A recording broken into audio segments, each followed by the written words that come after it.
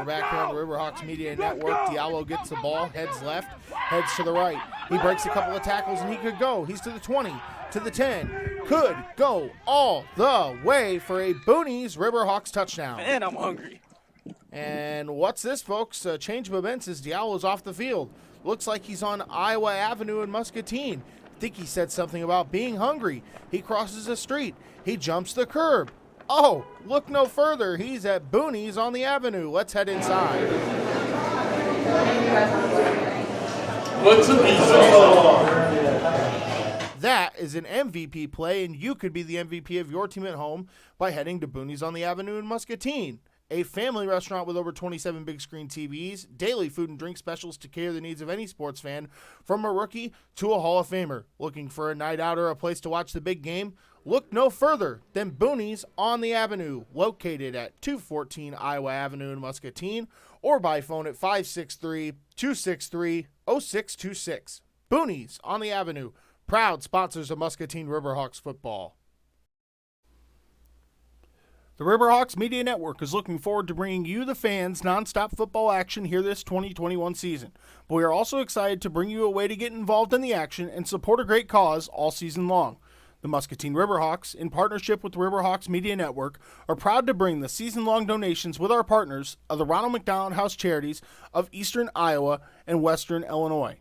The Riverhawks have committed to donating as a team every time the defense gets a sack, turnover, touchdown, or safety. We are asking you, the fans, to get involved in this great organization that assists families with sick children stay close to each other and provide care and resources when they need it most.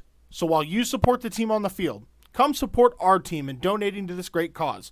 More information can be provided across all of our social media platforms or by visiting gf.me/u/ZPNWMM. Thank you, the fans, for all the support you've given the Muscatine Riverhawks over the last 5 years. The following broadcast is a production of the Riverhawks Media Network and is property of the Muscatine Riverhawks. Any reproduction or retransmission of this broadcast without the expressed written consent of Muscatine Riverhawks football is strictly prohibited.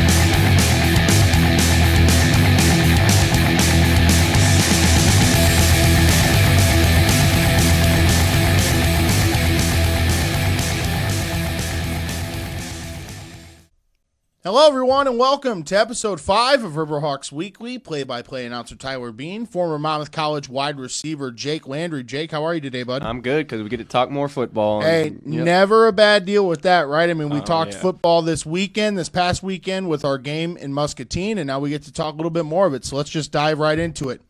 And now is a good opportunity for us to recap Week 2 of the MA8FL with The Rundown, presented by Nutrition Outlet. Lots of good games this weekend. Let's dive right into it. Peoria was in the Quad Cities taking on the Nighthawks. They win 62-12. The Burlington Express taking on the Effingham County Storm. The Storm come out with a 20-12 win. And TST, the Tri-State Timberwolves, take home their first win in team history, beating the Clark County Chiefs 26-18.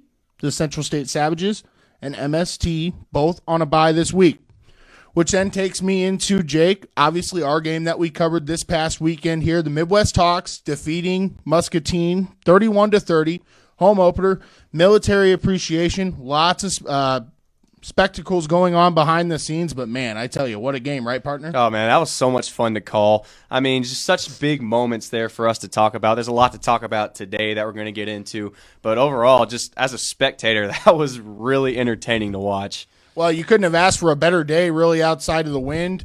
I know people are probably going to rag on us for talking about the conditions, but the conditions overall were favorable. Muscatine playing on turf.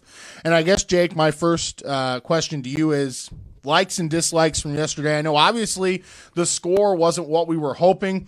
Obviously the Riverhawks take their first loss of this year, and it was a tough one to swallow for a multitude of reasons, but what were some of your likes and dislikes from this past weekend? Well, a big like is we definitely saw the potential that this team has. We saw them at their highest moments, and it looked good. It was some solid football, and it was fun to watch. Now, we also saw them at their lowest moments, and you could just see what happens when a team gets brought down to a certain level. It's a game of momentum at all levels, 11-man, 8-man, college, NFL. This league is no exception. You could just tell when the momentum shifted for either side of the ball. On offense, I saw a lot of improvement from week 1. We finally got to see Kyle Franklin put the ball in the air, some receivers get some receptions, some good play calls out there. But also, it still needs some work. It is not complete yet. It's still early in the season, but there are some mistakes that were made, a couple offsides penalties, a couple holding penalties that you just can't be making at this point in the season, especially in a game like this. On defense, the defense was still outstanding. They put up pretty good numbers. Needs a little bit more help from the offense, absolutely. And then there's still a couple mistakes that I noticed out there. Nothing too big, but the defense still played pretty well, even with the offense stalling in that second half. But overall, I saw a lot of stuff that I like, but this team is this close to getting there. I think that just a few more weeks, they'll be right where they need to be. Yeah, I think that's huge, Jake, and you bring up a good point. Championship teams, obviously all the respect in the world, the head coach Jason Coulter and the Midwest Hawks, they found a way to battle back when they needed it.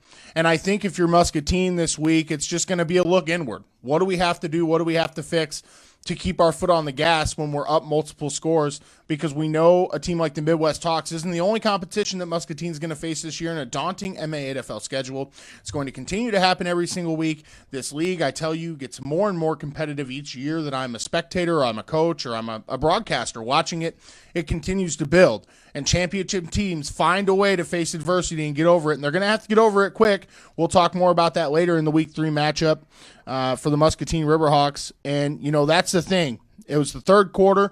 We were riding high in the broadcast booth. It was a 24-6 Riverhawks lead, and you just saw the momentum shift. And I'm pretty sure I said it 24-12 right before we went to break. Don't blink because this league can escape quickly, and it did. But other than that, though, I agree with you. I thought the offense was moving the football pretty effectively there overall in the first half. Defense certainly was stepping up and doing their job containing quarterback Maurice Coates, who we have all the respect for as a fantastic athlete, a great player, and he certainly took the game over yesterday afternoon. So I guess my next question for you, Jake, is what do the Riverhawks have to do this week? Not necessarily because of what the score dictated in Week 2, but just overall, what does the team have to do to really get back and bounce back in Week 3? Well, after a loss like that, you just leave with a bad taste in your mouth, and it's up to the leaders of this team to step up and say, guys, yeah, that was rough, but it's a new week. We got to move on. We got a big game coming up next week with the Peoria Punishers. Definitely need the team to come together and be like, not pointing any fingers. We are just here. We just need to fix what we did wrong. We are so close to being a team that a lot of people won't be able to touch in this league. So it's up to the entire team to just come together, calm down, find that rhythm again, and just come back next week ready to play. Well, I think we saw that post-game once we cut off the air on the Riverhawks Media Network. Obviously, we're breaking things down. The players had shook hands and met at midfield for a quick prayer, came back. The whole team was together, and I don't know who exactly had the team together, but everyone's saying, listen, this is on us. We need to do better as a team. We need to do better as a unit, as a coaching staff, and just need to bring this thing together. And I've coached a lot of these guys. I've coached with those coaches. I know that they're going to bring things back to the drawing board, find out what went right, and point out those flaws, not necessarily to break players down, but bring them up. So other than that, I think we put Week 2 in the books. We'll come right back after a quick message here on the Riverhawks Media Network. This is Riverhawks Weekly. If you are looking for a place for fellowship and worship with great people, look no further than River City Church, welcoming those from all walks of life and faith with 2 Sunday services at 9 a.m. and 11 a.m. in Moline and 10 a.m. in Milan. More information can be provided by calling 309-764-5685 or 309-558-0065. River City Church, proud sponsors of the Muscatine River. Holler's Bar and Grill. Food to drool over and entertainment to make you dance. This is what you would imagine in a Quad Cities bar, and Holler's Bar and Grill is just the place to have it. Serving happy hour every day from 3 to 5 p.m. with daily drink and food specials. They also deliver. Contact them at 309-277-9028. Holler's Bar and Grill, proud sponsors of Muscatine Riverhawks football. Looking to level up your game this offseason or take care of your body midseason for that late season playoff push? Then Badlands Fitness is the place for you. Badlands Fitness is the Quad Cities' choice for elite athletic training for athletes of all ages, all sports, and levels. Contact them at 309-617-6416. Badlands Fitness, proud sponsors of Muscatine Riverhawks football. And we are back here on the Riverhawks Media Network, episode 5 of Riverhawks Weekly, joined by two gentlemen here that have taken the time to come speak with us today. Raekwon, Jefferson, and James Sissel. Guys, thanks for taking the time to join us. Thanks for having us. Absolutely. So I'm going to start with you, Sissel. You don't mind if I call you Sissel, right? All right, perfect. Probably should get that out of the way before we're up on the camera, but you know what? That's quite all right. So obviously yesterday, a tough loss for the Riverhawks, back and forth, huge momentum game. Overall, what are your thoughts on week 2 and how to get better for week 3?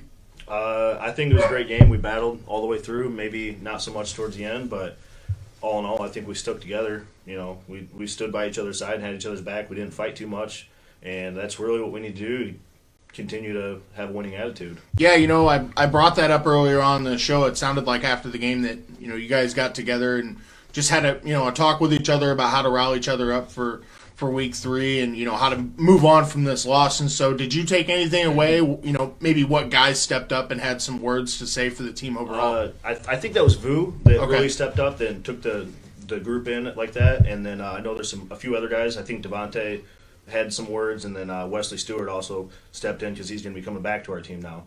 So, but everybody just kind of got together, and we all understood. We all made mistakes. We all owned up to our mistakes. We're not going to point fingers, and we lost as a team, and it's as simple as that.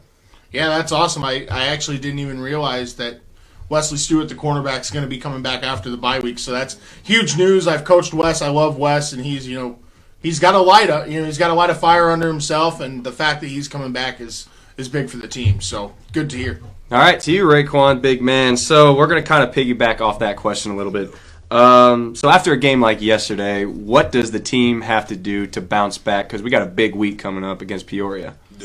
Honestly, I think that just coming together and staying together as a team is what's going to get us through. We kind of like a vessel, we all have to be one to make the heartbeat go together, you know what I'm saying?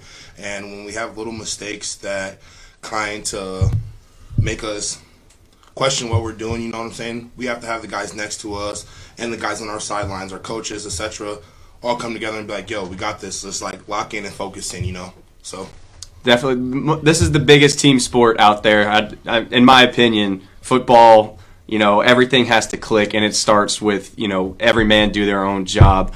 And so next week, that's going to be a huge thing, especially for this big game coming up. Yeah, no doubt. Something that we're going to preview here later on in the show on Riverhawks Weekly. Obviously, Peoria comes to town, a big game. And, a couple of questions that I have first and foremost before I ask you the next one that I've written down. The Riverhawks last year lost twice to Peoria, once in the regular season, once in the semifinals of the playoffs. Just for you guys both alone, and I'm going to steal a question, partner, for your counterpart over there. How big is it having that chip on your shoulder, not just from what was faced this week, but the fact that last year they got you twice, especially once to get to the championship game? How much of a level does that add to this Sunday's contest? To be honest, it's going to be very a tough game. They got guys over there on both sides of the ball.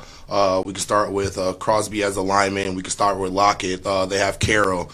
They recently just got Truck as a guy who can play both sides of the ball. They have guys like Darylyn Dunn, who I also play with the Royals. So them coming to us is going to be fun because we were there both times playing them last year, and losing to them 2 times, let alone in the championship, was a very, very, very big stick to us. So going on from that, we have to just step it up coming into this next week.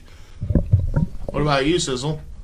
I wasn't there last year. This is my first year with the Riverhawks, but I'm not going to be able to make it this year. So yeah, because I've got drill next weekend, so I'm not going to be there, but I'm going to be watching the live stream. and I'd make sure to get a hold of guys, at halftime or something. Yeah, so I guess if that's the case, obviously you're a military guy. You're in the Army National Guard, and thank you so much for your service. It was just Military Appreciation Weekend this weekend. We appreciate the sacrifices that you make, and another sacrifice that you'll make when the team could obviously use your help. What things can you do then to maybe rile the guys up, or is it film breakdown? Is it a mixture of both? Give us a little insight on what you might be doing over the coming weeks to get ready for that. As far as this game, yeah. This game, I think for the most part that they're going to get themselves riled up because we got guys like Rayquan, and he's one of those guys that's got a fire. Sure. And he gets amped up, and that gets me amped up. I'm usually pretty quiet and laid back. Right. But when you got guys like him and Kenny Faust, yeah, just got that fire. Oh, they start barking. They just everybody fired up, and if it brings me out of my shell, they don't need me there to get them riled up. But right. I'll do what I can. I'll send out some messages. Well, hey, you guys get riled up on the field, and obviously we're behind you. But maybe over the next couple of weeks, turn around. You might see me bouncing around in the broadcast tent. Obviously got to keep it under control for our viewers. But we saw it yesterday plenty of times when we thought a big play was going to happen. My partner over there is ready to jump out of his chair, and I'm pretty sure my voice cracked a couple of times on the broadcast. So you never know what you're going to get in the broadcast tent. We have to keep it upright as long as the wind's not going to carry me away. But hopefully, I don't tear it down at all this year. Man, I get super hyped watching pregame. Everybody's just dancing around. You can't help but get hyped, especially with this team. But I'm gonna bring you to this next question, Raekwon. How do you handle playing for multiple teams? We heard you mention real quick, briefly about the Central Illinois Royals. How do you handle playing for both teams? Because that is no easy task. No. Honestly, it's super hard, to be honest, and I won't lie. There are other guys who also play. For multiple teams. It's hard on your body, hard on your mind. So you do a lot of things as in evaluating game film and just yourself. You're missing stuff at home. A lot of guys have kids and wives at home. So there's a lot of stuff that comes into it, to be honest, and you have to be a strong person to do it. And I'm talking about just taking care of your body the right way, sleeping mentally, because this game's mental just as it is physical. So you have to be able to be prepared when you wake up. Honestly, I was tired when I first got to the game, but I had to, add that Hemi in there and get going. Football. Every time I played a football game, I would wake up the next morning and I was just dreading having to move around. I can't. You showed up to the field and somebody told me, yeah, he played last night, and I was like, no way, man. So I respect it. I definitely respect it, and it's all for the love of the game, which is something that I just admire as a former player myself. All the guys out there are doing it for the love of the game, and that's what I love to see about this league. Yeah, 100%. I mean, I've been a coach in this league, and now I'm a broadcaster in this league, and you mentioned it, Raekwon. We got, husbands, guys with full-time jobs, with wives and kids at home, playing this game just for the love of the game. They love the sport.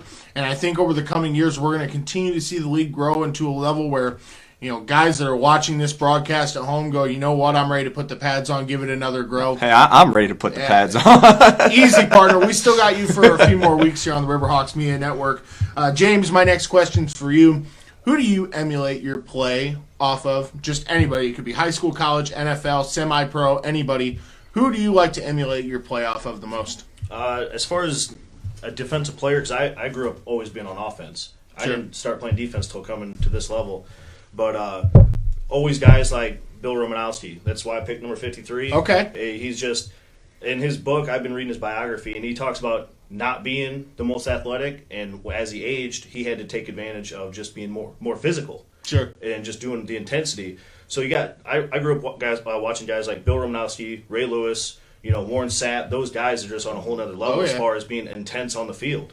So that's who I try to play like him, but I also try to keep all the extra stuff out of the game. Sure. Like, I just want to play to have fun. Sure. But I also want to be pretty intense. There's a light switch, right? Yeah. You can control that on and off switch. I talk about in the broadcast, even with Raekwon, we talked about this off air. Nicest guy you'll ever meet in warm-ups. Oh, absolutely. And you're very quiet yourself, and that's completely fine. But I feel like once the whistle blows, it's like a full moon comes out, and you're like, you better get out of the way because you guys are coming. So yeah, sometimes it's really hard to find that switch.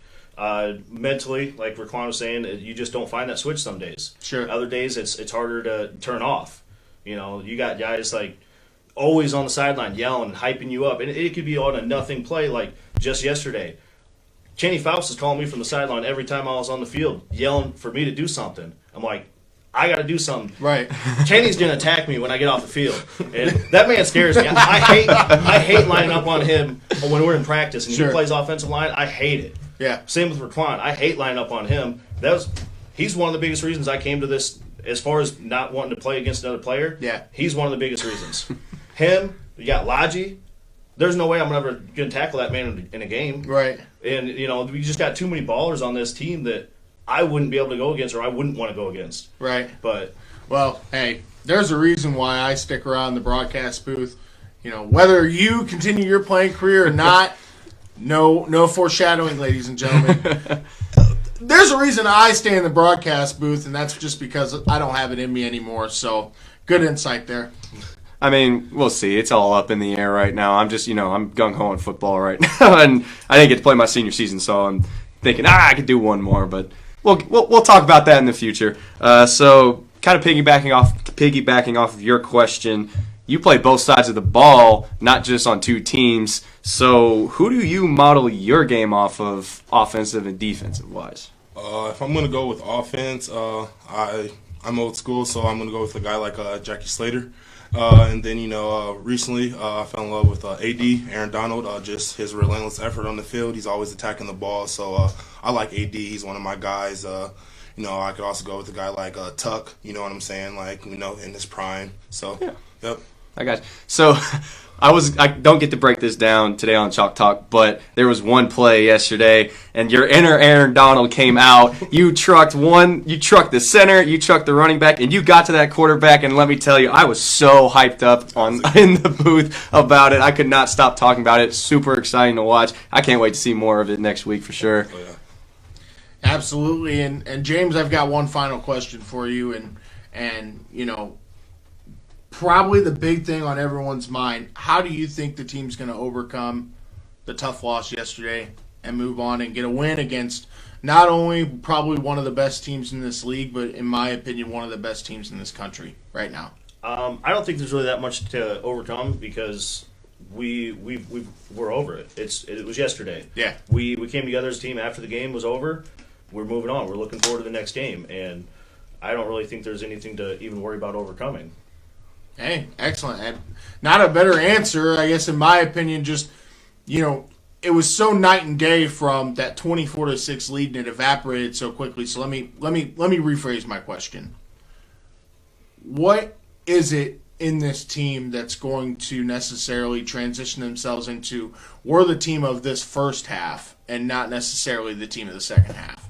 I think we just need to execute better. I think as a whole, we kind of lost our momentum and kind of made a couple mistakes, and we didn't kind of just bear down and get through it. Right. So just better execution, fall through, and finish out the game. Don't lax, Yeah. Well, we're looking forward to calling that game, folks. 2 o'clock, Muscatine High School, Riverhawks and Punishers. It's going to be a good one. It's a one that I had circled on the schedule earlier on this year, and now that we're at week 3, man, it's just like, get me to Sunday, right? Oh, yeah, I'm super excited for this one. This is one I've heard everybody talk about. Of course, this is my first year with the team. Everybody talks about it all the time. So I'm excited about it. What are you most excited about for this week? I'm excited about some of the, the lockups and some of the lineups on how things are going to go on both sides of the ball. Like I said, they have some good guys over there, good programs, some good things going on over there. So I'm really excited. And like I said, it's kind of redemption, you know what I'm saying? Like, they put us in our place twice, and, we want to come out, we want to play some smash mouth football and, showcase our talent. Yep, great team we're facing, but let me tell you, what I saw yesterday when we had the momentum, when we were flying high, this team looks unstoppable. So that if we see that team this week, this is going to be a fun game to watch. Partner, you're exactly right. I said it in the first portion of our show. Championship teams find a way to overcome adversity, and we're going to see if the Riverhawks can certainly do that. We certainly hope to call it a Riverhawks win on Sunday. So, James, Rayquan, thank you so much for taking the time to be with us. We always appreciate the time. And rest up, recover, and we'll see you this weekend, okay? Take a quick break, come back with Big Jake's Chalk Talk after this. Nutrition Outlet, If you are looking to maintain your health or get back in shape, Nutrition Outlet provides a wide variety of products and services, including biometric scanning, organic salon, detox sessions, emotional balancing, and natural health assessments. Contact them at 563-264-8124. Nutrition Outlet, proud sponsors of Muscatine Riverhawks football. If you're in the mood for some new ink, look no further than Pearl City Tattoo. Bill Kaufman opened Pearl City Tattoo in 2005 and has grown to be the most recommended tattoo shop in Muscatine, believing that every customer deserves the best experience possible, and they set the standard for communication, prompt scheduling, and transparent pricing. If you have questions, you can reach out to Bill on Facebook and Instagram or contact him at 563-263-7001, proud sponsors of Muscatine Riverhawks football. Have some critters bugging you and your home team or business? Call The Bugman, the top quality pest control service in Muscatine. Services include tackling ants, bed bugs, bees, cockroaches, fleas or mites, hornets, wasps, home inspections, and so much more. Give them a call at 563-554-2847. The Bugman, proud sponsor of the Muscatine Riverhawks.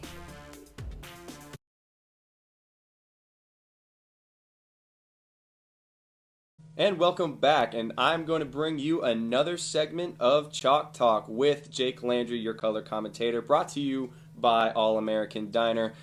Firstly, let's just get right into what I liked. I talked about this earlier in the podcast. Offense definitely improved from last week, so we're going to start out with an offensive breakdown on a couple of big plays that I saw. This one is the first touchdown from Kyle Franklin to Zach Minch. Let's get right into it real quick right here. We've got man-to-man coverage on both of these receivers with safety help over the top. Kind of a blown coverage going into it, but right here, simple post route by Minch over the middle. Kyle Franklin has all the time in the world. Great protection from the offensive line. This safety definitely was supposed to provide help to this outside linebacker right here. Miscommunication by the defenders. Wide open pass. Easy touchdown.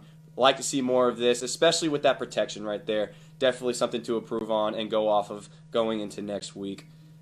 Next play I got for y'all right here. This is the big one. This might have been the play of the game had we had the outcome we wanted. Shea Mundine's huge late game interception, pick six. Right before this interception happened, I said the team needs a big motivational play to happen, and a pick six would definitely help right here. And sure enough, Mundine comes through. So what we got right here is a zone coverage. Mundine is going to take this area. Javon Menard is going to drop back into this area right here. Here's what you got to know about a zone coverage for a quarterback. As this quarterback is rolling out, he's trying to keep an eye on this defensive back because he thinks he's going to be covering him. So he thinks he has an open man right here. However, out of nowhere, and this is where zone coverage always gets a quarterback, here comes Mundine for the easy interception and an even better run back. Definitely a play that got the sideline hyped up. Huge playmaker there, and that is our player of the game yesterday. This was definitely one of my top plays from yesterday. Me and Tyler were in the booth, hyped up, of course. Great play by the defense. Like to see more zone coverage like that, and we're just going to go ahead and move on. Right here, we've got more offense for you.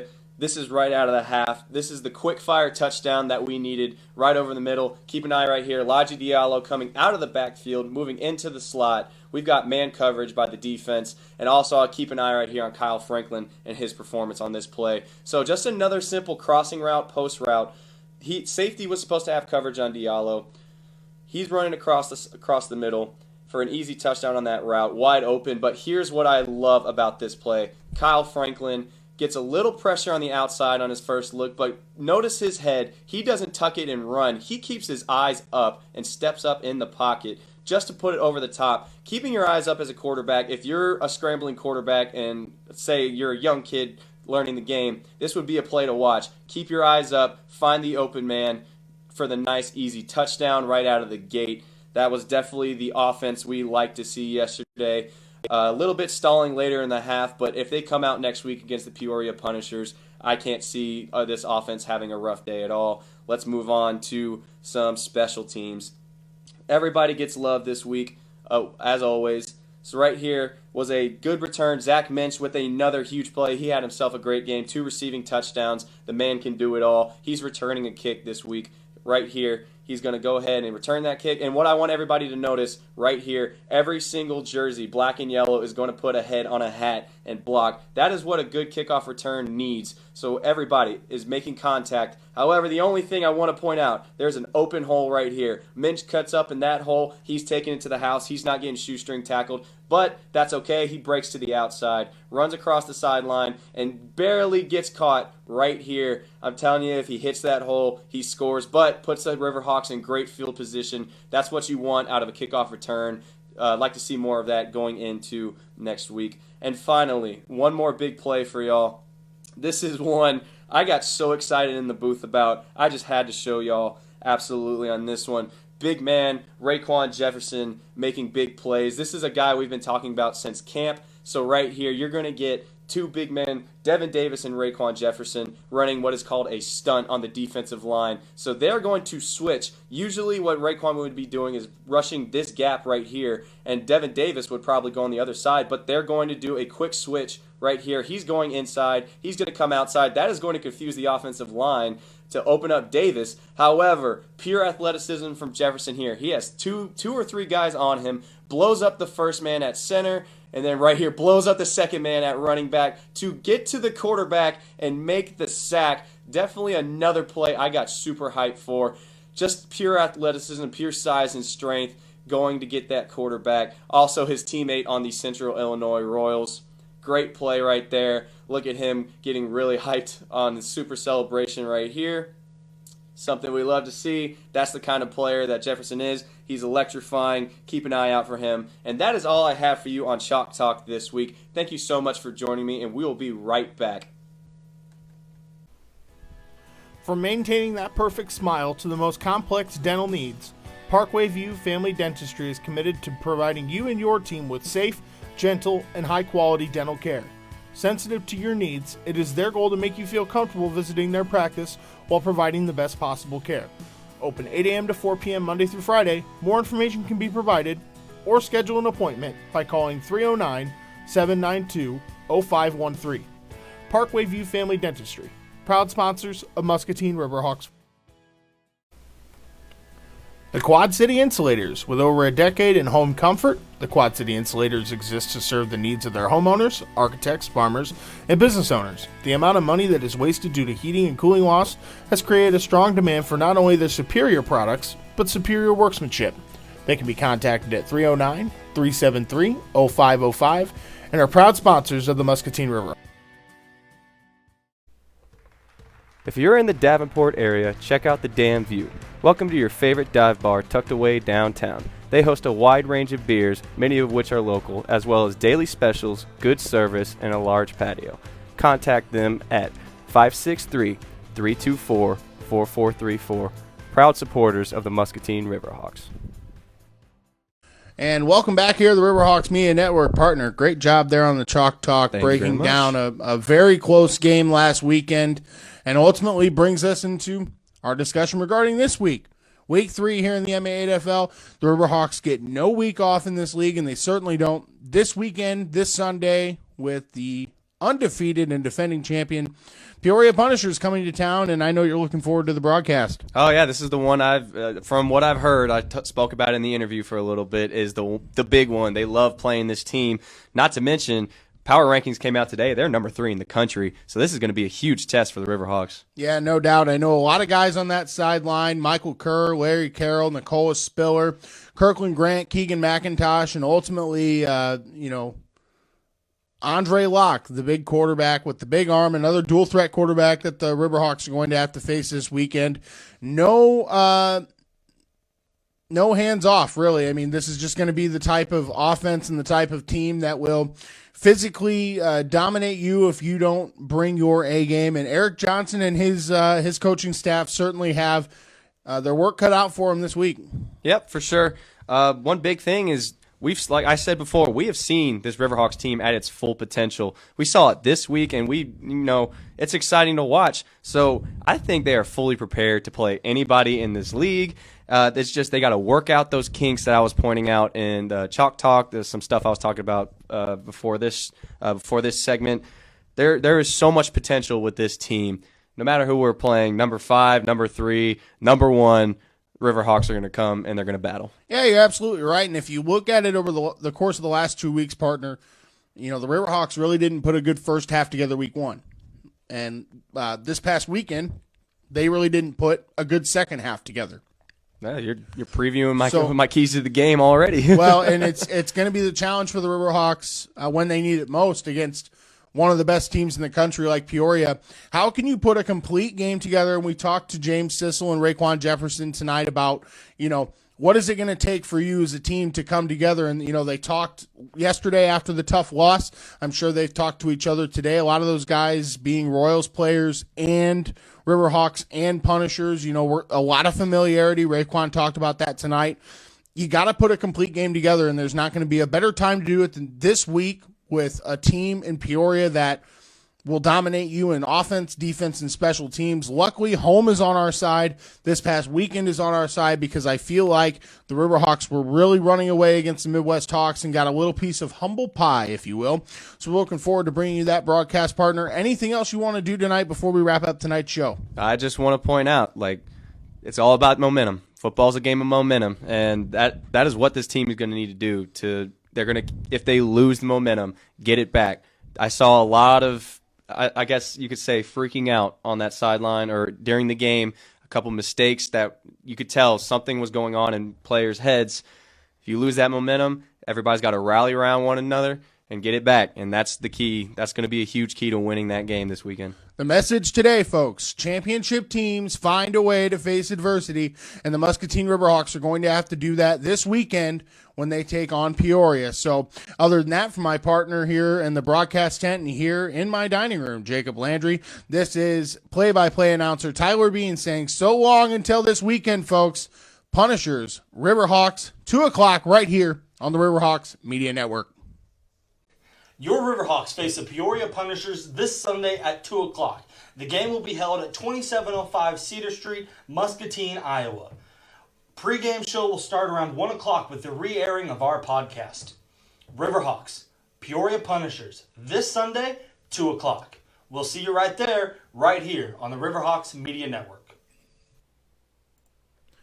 If you are looking for signs for your team or business, look no further than High Tech Signs and Apparel, a state-of-the-art full-service sign shop. And from the clean and modern off-light shop to the latest technology in designing and producing signs, High Tech Signs has a sales staff of over 25 years' experience to cater your every need. Services include large format digital printing, interior signage, exterior signage, vehicle solutions, and apparel. When it comes to solving the sign problems, the solution is High Tech Signs and Apparel. Located at 3359 Middle Road, Suite 2 in Bettendorf, you can call them with any of your questions at 563-449-9400. High Tech Signs and Apparel, proud sponsors of Muscatine Riverhawks football. All-American Diner, the leading restaurant serving Muscatine County and surrounding areas since 2020, serving breakfast all day as well as lunch and dinner. They offer a fish fry every Friday and a buffet on the weekends. For your next meal, visit All-American Diner in Muscatine or call for more information at 563-263-2224. All-American Diner, proud sponsors of Muscatine Riverhawks football. This is the portion of our broadcast where you can see your ad in our next upcoming podcast or live stream game. The Muscatine Riverhawks provide a wide variety of sponsorship packages to cater the needs of your business. More information on these packages can be provided to you from Kyle Bass or Eric Johnson, and their contact information is 563-299-8334 or 309-721-5560. We look forward to your support this season, and as always, go Riverhawks. To keep up with everything Muscatine Riverhawks, follow us on all social media platforms to see everything behind the scenes, weekly podcasts, and of course, our live streams of games every Sunday. You can follow us on Facebook at Muscatine Riverhawks Media Network, on Instagram at Muscatine Riverhawks, Twitter at Riverhawks_MN. You can follow us on YouTube at Muscatine Riverhawks Media Network, and then you can follow us on Snapchat at Riverhawks 2017.